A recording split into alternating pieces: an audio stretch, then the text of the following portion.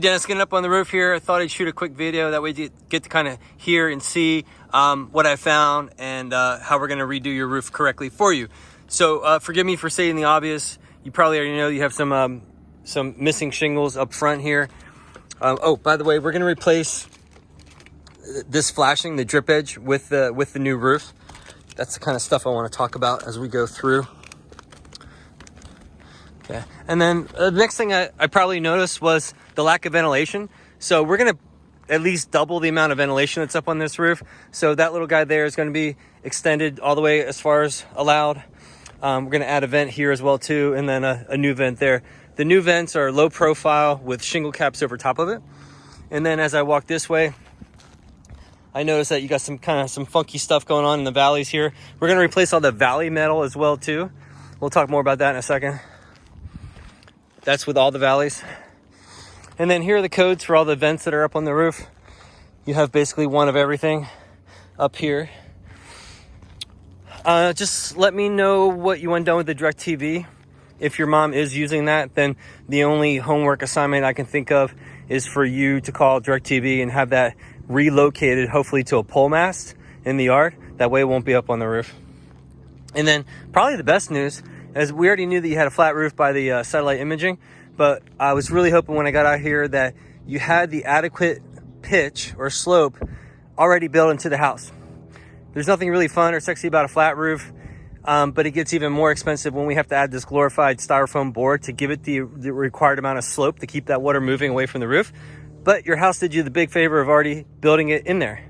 And so what I mean by that is this is a pitch of 1. So for every 12 inches of slant, it actually drops 1 inch, which is perfect for this flat roof. So we're going to redo the 3 layers of flat roof material on this section, but we don't need to add that extra expensive glorified taper board.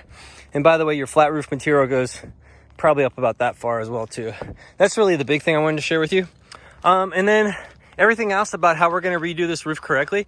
So if you would imagine with me, we're going to remove all the shingles, get down to the bare plywood roof. I've already walked every inch of this roof. There's a few bad spots. We've included 5 full sheets of plywood with your new roof. That should probably take care of everything, including any areas on the flat roof. But if there's any additional wood, it's $100 a piece of plywood that's installed, and we can half that plywood, we can quarter that plywood, we can get a lot of use out of even just 1 sheet of plywood. So again, remove all the shingles, get down to the bare plywood. There's 2 codes here. Well, you live in Florida. Re-nail the plywood to the roof trusses. That's one of the really big codes, but the most important one for your mom's house is the waterproof barrier. We're going to cover every inch of this bare plywood roof with that super sticky rubberized waterproof barrier called peel and stick.